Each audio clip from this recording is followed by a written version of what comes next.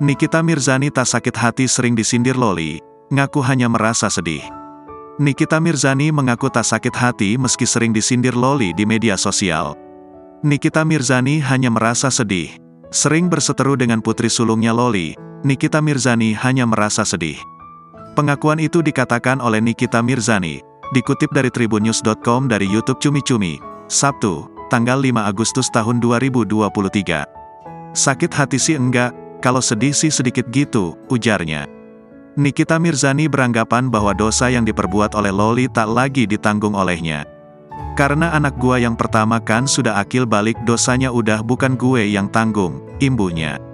Wanita berusia 37 tahun itu menilai kelakuan yang diperbuat oleh Loli bakal berujung merugikan diri sendiri. Jadi kalau dia melakukan hal-hal yang tidak wajar, tidak baik, merugikan diri sendiri, itu kan yang rugi dia sendiri, terangnya. Ibu 3 anak ini berujar jika sang anak telat menyadari kesalahannya, ia harus kembali mencari rumahnya. Kalau gua kan sebagai orang tua, ketika ada anak satu yang membangkang menyadarinya terlalu lama balik lagi ke rumah. Ya mungkin ke rumah gua udah bukan di sini, dia harus cari lagi gitu, jelasnya. Lebih lanjut, Nikita juga menyebut bahwa ia telah banyak belajar dari beberapa dokter anak. Disebutkan bahwa kelakuan Loli dipicu dari kurangnya rasa bersyukur.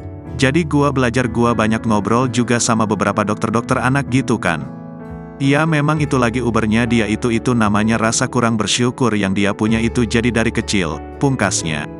Di sisi lain, Loli mengaku bahwa kini sang ibunda tak lagi membiayai hidupnya.